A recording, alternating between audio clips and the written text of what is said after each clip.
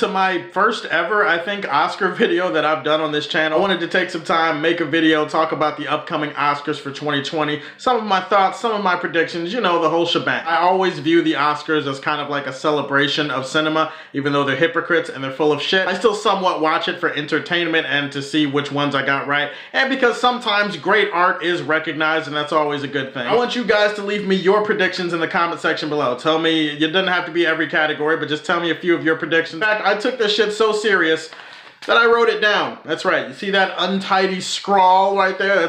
That's all me. I wrote this shit down so that I'd have a frame of reference, that I wouldn't be forgetting shit when I start this video off. Before I get started with this video, I want to thank you to anybody who tunes into my videos, any new subscribers to the channel. Welcome. You are welcome to Krypton Nation. We got a big year ahead of us. If you would be so kind, if you could subscribe to the channel or like the video or share the video, that would be greatly appreciated. Really helps the channel out. I'm really doing my best to get to 1,000K here before long. I can start monetizing and I can open up a whole new door of possibilities here. Without further ado, we're going to get into this, and we're going to start off with these categories. Like I said, wrote them down, so I'm going to be reading off of here. I'm just going to give you the ones that I think should win, as well as the ones that I think will win, because sometimes those aren't the same thing. All right, I'm going to start off with the nominees for Best Actor for the Oscars. Best Actor in a Leading Role, Antonio Banderas for Pain and Glory, Leonardo DiCaprio for Once Upon a Time in Hollywood, Adam Driver for Marriage Story, Joaquin Phoenix for Joker, and Jonathan Pryce for The Two Popes. As far as who do I think is gonna win this shit? Oh, just Joaquin. Joaquin got this shit in the bag, bro. It's his Oscar to lose. Performance was mesmerizing, it was haunting, it was spectacular in every sense of the word, and I think that he deserves it more than any other actor on this list. If I didn't give it to Joaquin, I'd probably give it to Adam Driver from Marriage Story, but bottom line is, Joaquin Phoenix is walking away with this Oscar. I feel so confident in the fact that Joaquin Phoenix is gonna win the Oscar that I'd be willing to bet you that if he does not win, I will come on camera and I will show my nuts in live view of the camera. I will show both of my nuts to the world. And that's how confident I am that Joaquin Phoenix will win. But if he doesn't,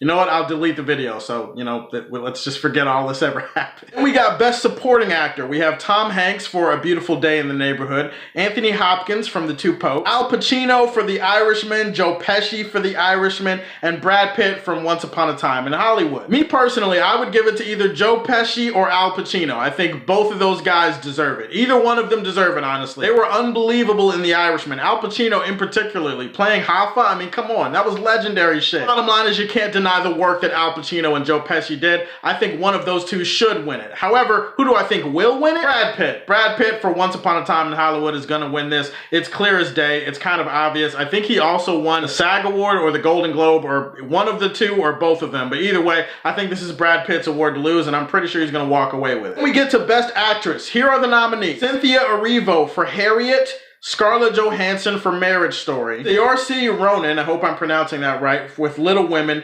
Charlize Theron for Bombshell, and Renee Zellweger for Judy. Now, I'm gonna keep it a buck with you.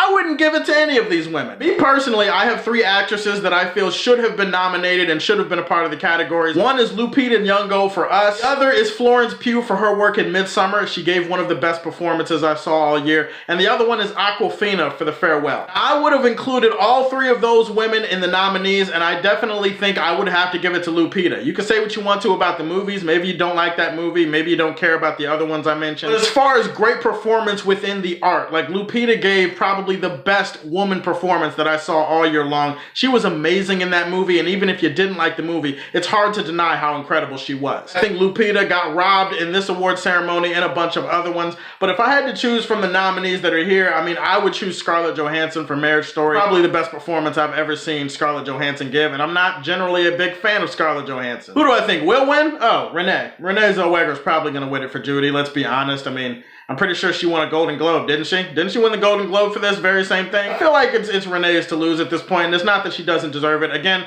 me personally, I would give it to Scarlett, but that's just me. Get into Best Supporting Actress. We have Kathy Bates for Richard Jewell, Laura Dern for Marriage Story, Scarlett Johansson for Jojo Rabbit, Florence Pugh for Little Women, and Margot Robbie for Bombshell. I don't think this is a bad list. In fact, I think this is a good list. I think all of these women, in some way, shape, or form, deserve some credit in some acting acclamation. Me personally, I would give it to Kathy Bates. I think Kathy Bates deserves it the most. Having said that, I don't think Laura Dern necessarily deserved to be on this list. Don't get me wrong, she was good in Marriage Story, but I don't really get the hype. I'm not really sure why she's winning all these awards. It is what it is. She won, she's getting the acclaim. She won a Golden Globe, I think. She won a SAG award. Credit to her.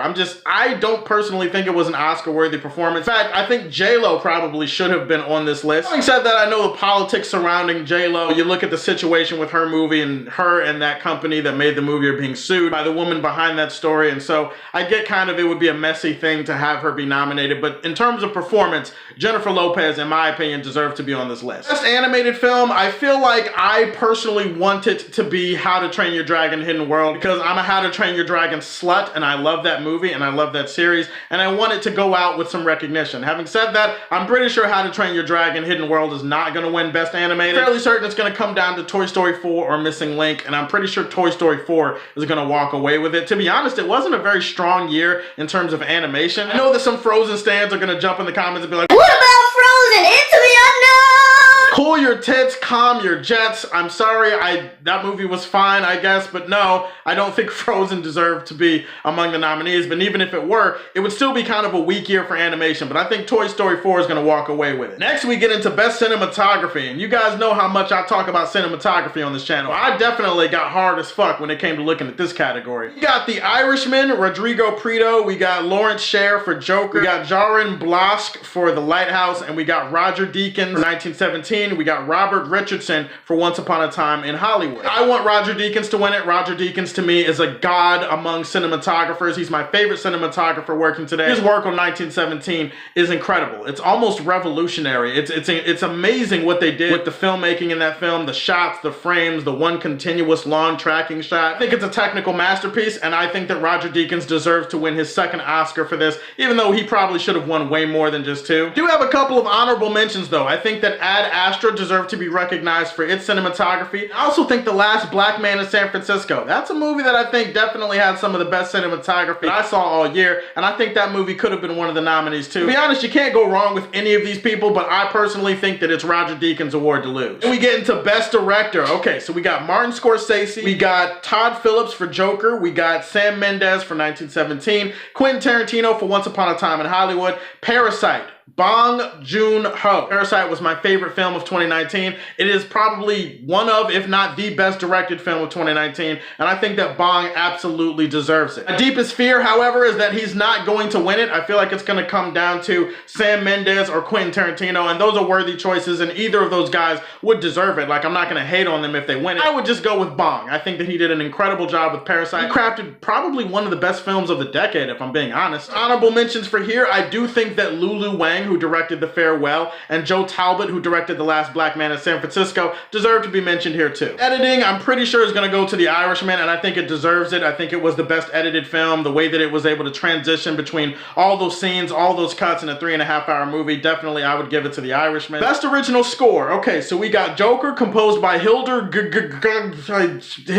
because I can't pronounce your last name. We got Joker, we got Little Women, we got Marriage Story, we got 1917, and we got Star Wars: The Rise of Skywalker. Honorable mention for me, I got 2 of them once again. Fast Color, which is one of my favorite musical scores composed all year, and The Last Black Man in San Francisco. Again, they kept sleeping on this movie. I'm telling you, that movie deserved to be in a lot of these categories. As far as who I think is gonna win, I think it's gonna be Joker. As far as who I think deserves to win, Joker, Hildur G, give her the Oscar. That score is magnetic. It is resonating. It is powerful. Give her the damn Oscar. She deserves it. As far as Best Original Screenplay, I want to give it to Parasite. Again, I think Parasite deserves all the acclaim that it's getting. As far as who is gonna win, Once Upon a Time in Hollywood is gonna win for Best Original Screenplay, let's be honest. Adapted Screenplay, again, there's some other really good choices. I think it's gonna come down to Joker or Irishman, and I personally would give it to Joker. I think that Joker is gonna win 3 Oscars in this thing: Adapted Screenplay, Best Actor, and Best Score. Finally, we get down to the nitty-gritty. We get down to Best Picture. We have Ford v Ferrari, Little Women,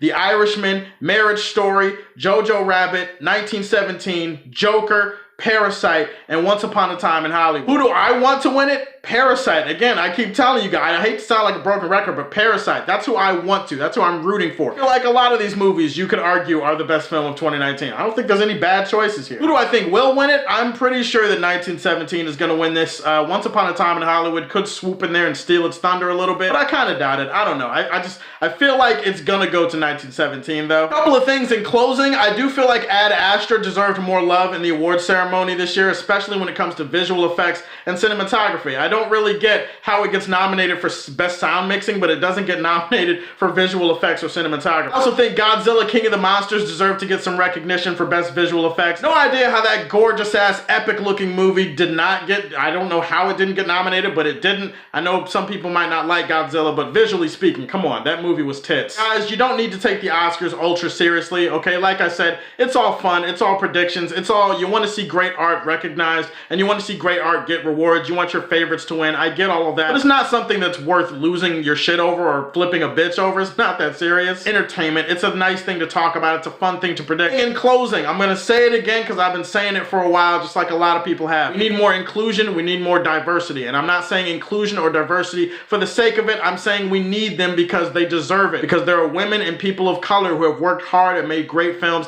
and are consistently overlooked and not recognized by the Academy, and that needs to change. We're taking baby steps. I think we can get there one day, but that's something that I wish the Academy would look closer at. We need more women, more people of color given more opportunities to be recognized at these awards. Those are my thoughts on the Oscars. Tell me what your thoughts are on the Oscars in the comment section down below. Please like and subscribe to the Superfan Show, and as always, if you like what you see, tell me how you feel and stay tuned to hear more from the Man of Steel. Peace.